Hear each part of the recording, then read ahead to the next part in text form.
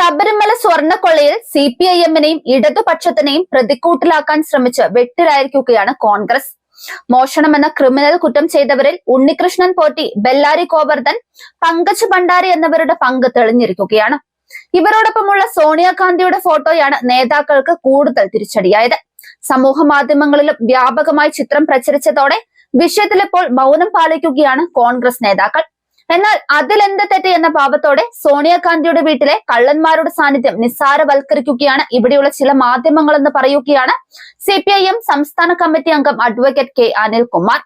CPIM നടപടിയെടുക്കാത്തതിന് നിലവിളിക്കുന്ന മാധ്യമങ്ങൾക്ക് സോണിയാഗാന്ധിയുടെ വീട്ടിലെ കള്ളന്മാരുടെ സാന്നിധ്യം വിഷയമല്ലെന്നും അത് പഴയ കേസല്ലേ എന്നാണ് മാധ്യമ രീതിയെന്നും അനിൽകുമാർ പോസ്റ്റിൽ കുറിച്ചു.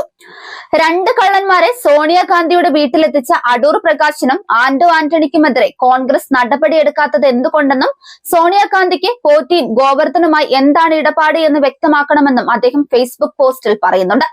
ശബരിമല സ്വർണ്ണക്കൊള്ള UDF കെണിയിൽ എന്ന് പറഞ്ഞാണ് ഫേസ്ബുക്ക് പോസ്റ്റ് തുടങ്ങുന്നത്. ശബരിമലയിൽ 2019 ദേവസ്വം ബോർഡിന്റെ കാലത്ത് ദ്വാരപാലക ശില്പങ്ങൾ, കട്ടിളപ്പടി, വാതിലുകൾ എന്നിവ സ്വർണം പൂശാൻ കൊണ്ടുപോയതിൽ ഭരണപരമായ വീഴ്ച സംഭവിച്ചു. അതിൽ മോഷണമെന്ന ക്രിമിനൽ കുറ്റം ചെയ്തവരിൽ ഉണ്ണികൃഷ്ണൻ പോറ്റി, ഗോവർദ്ധൻ, പങ്കജ് ഭണ്ഡാരി എന്നിവരുടെ പങ്ക് തെളിഞ്ഞു. മറ്റുദ്യോഗസ്ഥർ എന്തെല്ലാം പങ്ക് വഹിച്ചു എന്നാണ് അനിൽകുമാർ ചോദിക്കുന്ന ചോദ്യം. അവർ കട്ടമുതലിൽ പങ്ക് വഹിച്ചിട്ടുണ്ടോ എന്നതിൽ വസ്തുതകൾ ലഭ്യമായിട്ടില്ല. ദേവസ്വം ബോർഡ് പ്രസിഡന്റും ബോർഡ് അംഗങ്ങളും രാഷ്ട്രീയ നിയമനമാണ്. അവരുടെ ഭാഗത്ത് എന്തെല്ലാം തെറ്റുകൾ സംഭവിച്ചുവെന്ന് വ്യക്തമായിട്ടില്ല. അന്വേഷണ ഉദ്യോഗസ്ഥർ കുറ്റപത്രം സമർപ്പിക്കട്ടെ. തെറ്റ് എന്തൊക്കെയാണോ അതിന് നടപടി സ്വീകരിക്കുകയാണ് CPIM-ന്റെ രീതി. വസ്തുതകൾ കൃത്യമായി മനസ്സിലാക്കാതെ നടപടിയെടുക്കാനാവില്ല. ഇത് കുറ്റക്കാരെ രക്ഷിക്കാനുള്ള പാർട്ടിയുടെ നീക്കമാണെന്ന വാദം കളവാണെന്നും അനിൽകുമാർ പറയുന്നുണ്ട്. ചില വസ്തുതകൾ SIT തെളിയിച്ചു. ശില്പങ്ങളിലെ സ്വർണം സ്മാർട്ട് ക്രിയേഷൻസ് വേർതിരിച്ചു. അതിലൊരു ഭാഗം ഭണ്ഡാരി എടുത്തു, മറ്റൊരു ഭാഗം ഗോവർദ്ധൻ എടുത്തു. ഇതോടെ മോഷണം തെളിഞ്ഞു, കുറ്റം തെളിഞ്ഞു. പക്ഷേ കോൺഗ്രസ് അത് സമ്മതിക്കുന്നില്ല. അത് എന്തുകൊണ്ടാണെന്നും അനിൽകുമാർ ചോദിക്കുന്നുണ്ട്. കോൺഗ്രസ് പറയുന്നത് ദ്വാരപാലക ശില്പങ്ങൾ പോറ്റി കടകംപള്ളി വഴി കോടീശ്വരന് വിറ്റു എന്നതാണ്. അത് പച്ചക്കള്ളമാണ്. അത് എന്തിനു പറഞ്ഞു എന്നും അനിൽകുമാർ ചോദിക്കുകയാണ്. SIT തെളിയിച്ചതിനൊപ്പം കോൺഗ്രസ് ഇല്ല. ഗോവർദ്ധൻ പറഞ്ഞ വാദം മോഷണം ശരിവെക്കുന്നുണ്ട്. അതനുസരിച്ച് ശില്പപാളികളെല്ലാം സ്വർണമാണ് മോഷ്ടിക്കപ്പെട്ടത്. അത് അംഗീകരിക്കാതെ SIT തള്ളുന്നത് എന്തിനാണെന്നാണ് അനിൽകുമാർ ഉയർത്തുന്ന മറ്റൊരു ചോദ്യം. സോണിയാഗാന്ധിയുടെ ഇടത്തും വലത്തുമായി നിൽക്കുന്ന ഫോട്ടോയിലെ 2 കള്ളന്മാരാണ് പോറ്റിയും ഗോവർദ്ധനും. അവരുടെ സ്വർണ്ണമൂതൽ തെളിഞ്ഞു കഴിഞ്ഞു.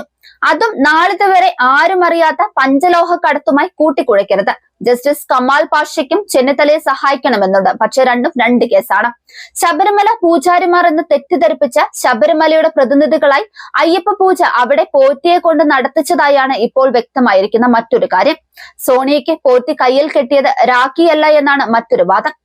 ശബരിമലയുമായി ഒരു ബന്ധവുമില്ലാത്ത 2 കള്ളന്മാരെ സോണിയാഗാന്ധിക്ക് മുന്നിൽ ശബരിമലയുടെ പ്രതിനിധികളായി അവതരിപ്പിച്ച അടൂർ പ്രകാശ് MP, ആന്റോ ആന്റണി MP ഇവരുടെ പേരിൽ കോൺഗ്രസ് നടപടിയെടുക്കാതിരിക്കുന്നത് എന്തുകൊണ്ട്?